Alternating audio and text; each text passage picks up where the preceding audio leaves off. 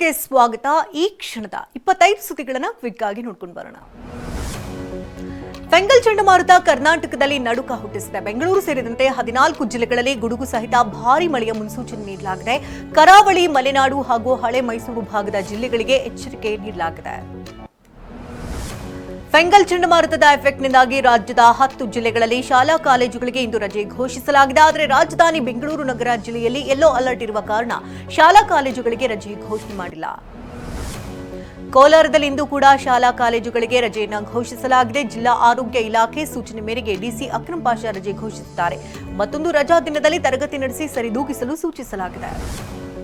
ಸೈಕ್ಲೋನ್ನಿಂದ ಮಳೆ ಮುಂದುವರೆದಿರುವಂತಹ ಹಿನ್ನೆಲೆಯಲ್ಲಿ ಚಿಕ್ಕಬಳ್ಳಾಪುರ ಜಿಲ್ಲೆಯಲ್ಲಿ ಇಂದು ಕೂಡ ಶಾಲೆ ಮತ್ತು ಕಾಲೇಜುಗಳಿಗೆ ರಜೆ ಮುಂದುವರೆದಿದೆ. ಚಿಕ್ಕಬಳ್ಳಾಪುರ ಜಿಲ್ಲಾಧಿಕಾರಿ ರವೀಂದ್ರ ಅವರು ಅಂಗನವಾಡಿ ಶಾಲೆ ಮತ್ತು ಕಾಲೇಜುಗಳಿಗೆ ರಜೆ ಘೋಷಿಸಿ ಆದೇಶಿಸಿದ್ದಾರೆ.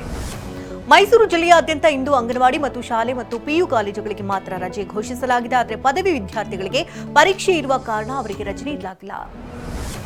ಮಂಡ್ಯ ಜಿಲ್ಲೆಯಲ್ಲೂ ಶಾಲೆ ಮತ್ತು ಪಿಯುಸಿ ಕಾಲೇಜುಗಳಿಗೆ ರಜೆ ಘೋಷಿಸಲಾಗಿದೆ. ರಜೆ ಘೋಷಿಸಿ ಮಂಡ್ಯ ಡಿಸಿ ಡಾಕ್ಟರ್ ಕುಮಾರ್ ಆದೇಶಿಸಿದ್ದಾರೆ. ಪದವಿ ವಿದ್ಯಾರ್ಥಿಗಳಿಗೆ ಎಂದಿನಂತೆ ಕಾಲೇಜಿರಲಿದೆ. ಉಡುಪಿ ಜಿಲ್ಲೆಯಲ್ಲಿ ಇಂದು ಕೂಡ ಶಾಲಾ ಕಾಲೇಜುಗಳಿಗೆ ರಜೆಯನ್ನ ನೀಡಲಾಗಿದೆ. ದಕ್ಷಿಣ ಕನ್ನಡ ಜಿಲ್ಲೆಯಲ್ಲಿ ಅಂಗನವಾಡಿ ಶಾಲೆ ಪದವಿ ಪೂರ್ವ ಕಾಲೇಜುಗಳಿಗೆ ರಜೆ ನೀಡಲಾಗಿದೆ. ಕೊಡಗು ಜಿಲ್ಲೆಯಲ್ಲೂ ರಜೆ ಘೋಷಿಸಲಾಗಿದೆ. ಚಾಮರಾಜನಗರ ಜಿಲ್ಲೆಯಲ್ಲಿ ಶಾಲೆ ಮತ್ತು ಪಿಯು ಕಾಲೇಜುಗಳಿಗೆ ರಜೆ ಮುಂದುವರೆದಿದೆ. ಆದರೆ ಪದವಿ ವಿದ್ಯಾರ್ಥಿಗಳಿಗೆ ಪರೀಕ್ಷೆ ನಡೀತಾ ಇರುವಂತಹ ಕಾರಣ ರಜೆಯನ್ನು ಕೊಟ್ಟಿಲ್ಲ. ಇನ್ನೊಂದು ಕಡೆ ರಾಮನಗರ ಜಿಲ್ಲೆಯಾದ್ಯಂತ ಶಾಲೆ ಮತ್ತು ಕಾಲೇಜುಗಳಿಗೆ ರಜೆ ನೀಡಲಾಗಿದೆ. ಚಿಕ್ಕಮಗಳೂರು ಜಿಲ್ಲೆಯಲ್ಲಿ ಅಂಗನವಾಡಿ ಪ್ರಾಥಮಿಕ ಮತ್ತು ಪ್ರೌಢಶಾಲೆಗಳಿಗೆ ರಜೆ ಮಾತ್ರ ಘೋಷಿಸಲಾಗಿದೆ. ಆದರೆ ಪಿಯು ಮತ್ತು ಪದವಿ ತರಗತಿಗಳು ಎಂದಿನಂತೆ ನಡೆಯಲಿವೆ. ಶಿವಮೊಗ್ಗದಲ್ಲಿ ಶಾಲಾ ಕಾಲೇಜುಗಳಿಗೆ ರಜೆ ನೀಡಲಾಗಿದೆ. ಉತ್ತರ ಪ್ರದೇಶದ ಪ್ರಯಾಗ್ರಾಜ್ನಲ್ಲಿ 2025ರ ಮಹಾಕುಂಭಮೇಳಕ್ಕೆ ಸಕಲ ಸಿದ್ಧತೆ ಮಾಡಿಕೊಳ್ಳಲಾಗುತ್ತದೆ. ಭಕ್ತರ ಅನುಕೂಲಕ್ಕಾಗಿ ಯೋಗಿ ಸರ್ಕಾರ ಇ ರಿಕ್ಷಾ, ಇ ಆಟೋ ಜೊತೆಗೆ ಪಿಂಕ್ ಟ್ಯಾಕ್ಸಿಯನ್ನು ಆರಂಭಿಸಿದೆ. ಇನ್ನು ಡಿಸೆಂಬರ್ 15ರಿಂದ ಭಕ್ತರು ಈ ಸೌಲಭ್ಯವನ್ನು ಪಡೆಯಬಹುದಾಗಿದೆ. ಸಬರಮತಿ ರಿಪೋರ್ಟ್ ಚಿತ್ರ ವೀಕ್ಷಿಸಿದ ಮೋದಿ ವಿರುದ್ಧ ವಿಪಕ್ಷಗಳು ಕಿಡಿಕಾರಿವೆ. ಸಂಸತ್ತಿನ ಅಧಿವೇಶನ ಮುಂದೂಡಿ ಚಲನಚಿತ್ರ ವೀಕ್ಷಿಸಿದ್ದು ಸರಿಯಲ್ಲ. ಗೋದ್ರಾ ಕೇಸ್ನಲ್ಲಿ ಮೋದಿ ವಿರುದ್ಧವೇ ಸಾಕಷ್ಟು ಆರೋಪಗಳಿವೆ ಎಂದು ಟಿಎಂಸಿ ರಾಜ್ಯಸಭಾ ಸಂಸದ ಸಾಕಿಬ್ ಗೋಖಲೆ ಹೇಳಿದ್ದಾರೆ.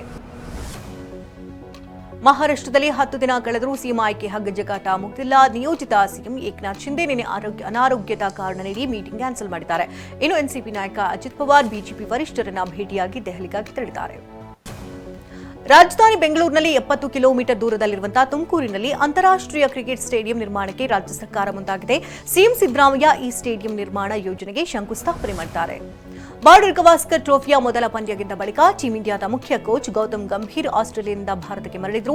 ಇದೀಗ 2ನೇ ಟೆಸ್ಟ್ಗೂ ಮುನ್ನ ಗೌತಮ್ ಮತ್ತೆ ಆಸ್ಟ್ರೇಲಿಯಾಕ್ಕೆ ತೆರಳಿದ್ದು ಇಂದು ಟೀಂ ಇಂಡಿಯಾ ಸೇರಿಕೊಳ್ಳಲಿದ್ದಾರೆ.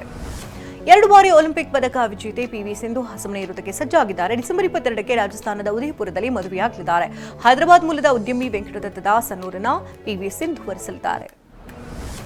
ನಟಿ ರಾಗಿಣಿ ದ್ವಿವೇದಿ ಸದ್ಯ ಹೊಸ ಫೋಟೋ ಶೂಟ್ ಮಾಡಿಸಿದ್ದಾರೆ. ಸದ್ಯ ಗ್ಲಾಮರಸ್ ಲುಕ್ನಲ್ಲಿ ಮಿಂಚಿರುವಂತಹ ರಾಗಿಣಿ ಹೊಸ ಫೋಟೋಗೆ ಅವರ ಫ್ಯಾನ್ಸ್ ಫಿದಾ ಆಗಿದ್ದಾರೆ.